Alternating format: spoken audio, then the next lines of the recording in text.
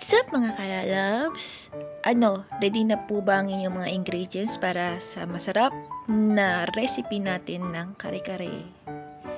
Siyempre po, nauna ko na pong pakuluan yung beef tripes at saka yung beef ribs natin dyan.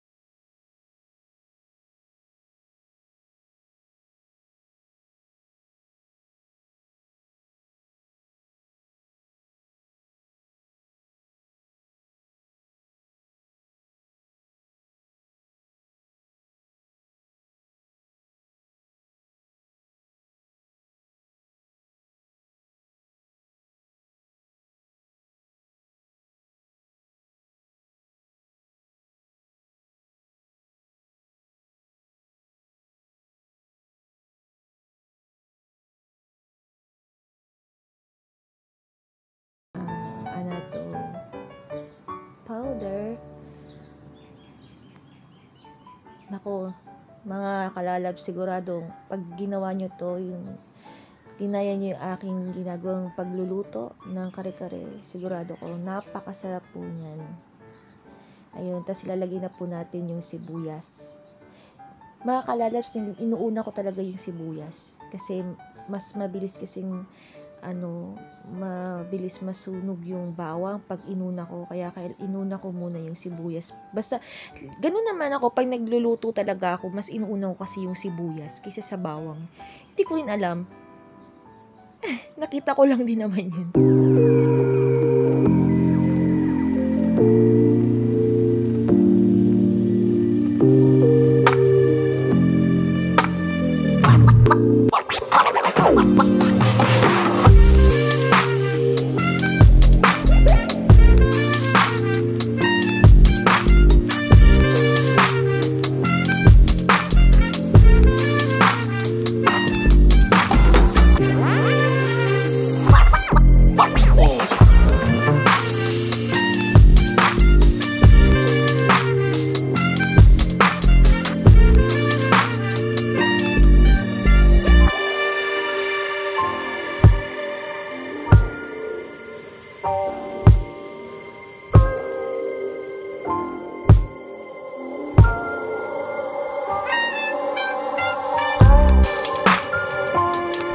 Depende naman po sa inyo kung gusto nyo pong lagyan ng asin or patis, pero nilagyan ko na rin po ng bagoong yan konti para medyo masarap siya at malasahan natin yung ganun. Yun na nga po. Tapos ang next naman po natin gagawin ay,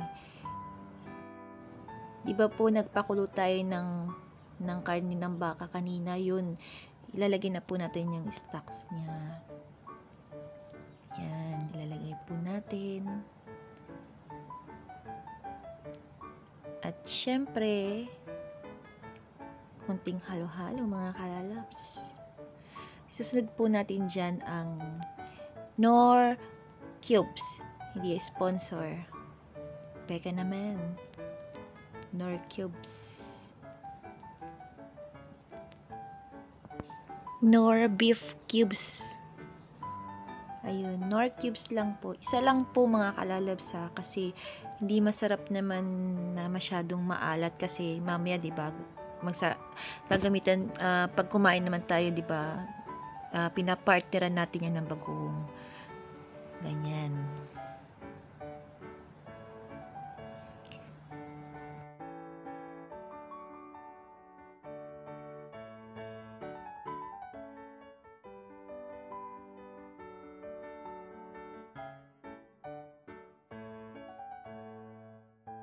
Siyempre, isusunod na rin po natin ang peanut butter. Good peanut butter. Yan. Galing Pampinas yan. Binigay sa amin. Ayan. Tapos, hayaan lang po natin na malusaw yung peanut butter dyan.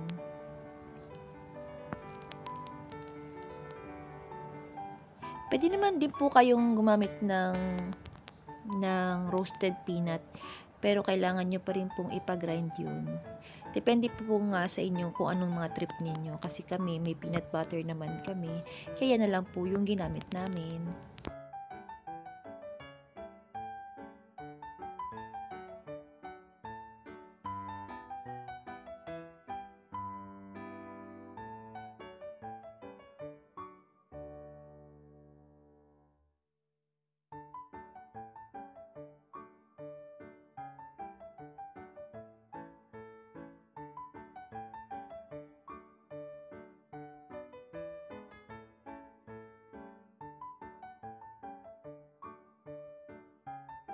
Ayun, naglagay din po ako ng paminta.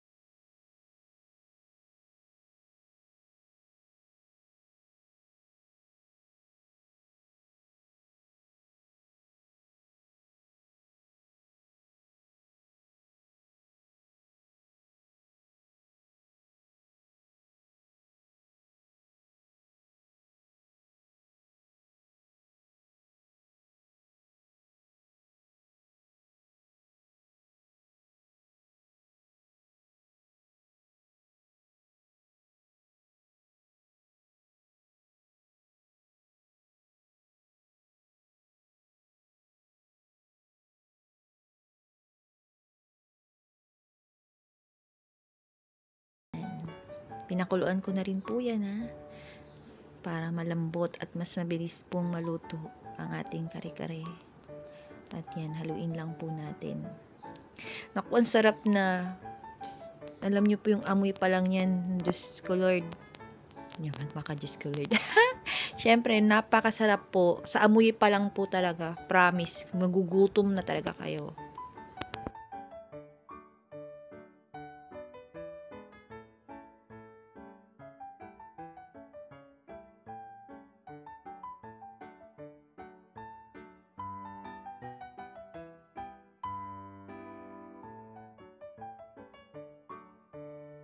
Tapos yun nga mga kalalabs, takpan lang po natin.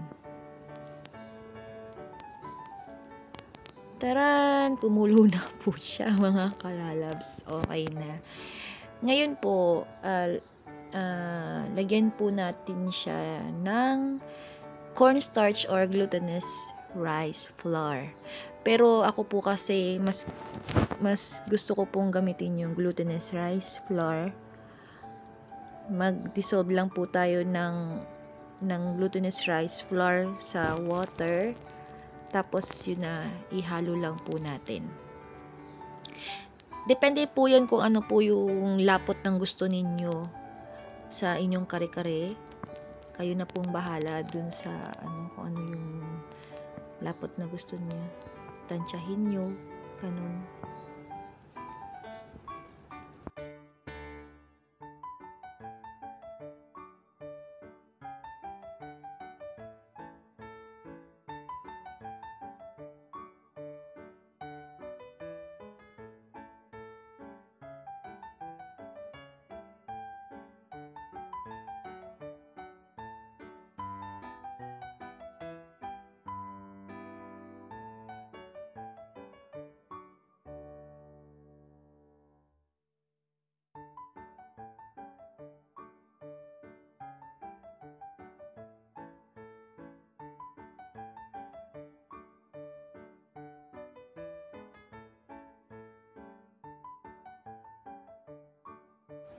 Kung okay na yung lapot sa inyo, pwede nyo nang ihalo ang gulay. Inuna ko po ilagay yung yung sitaw kasi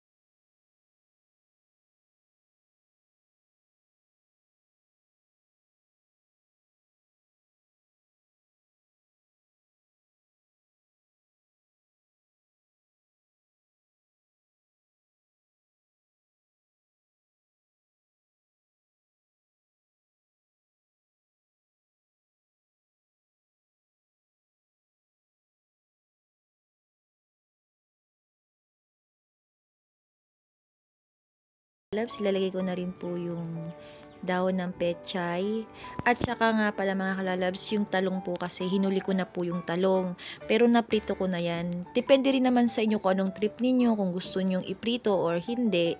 Pero kasi mas gusto ko po yung piniprito, yung talong. Kasi mas trip ko po yun. Ayun nga po. Ayan. Kasi luto na rin po kasi yung talong, kaya yun po yung aking hinuli.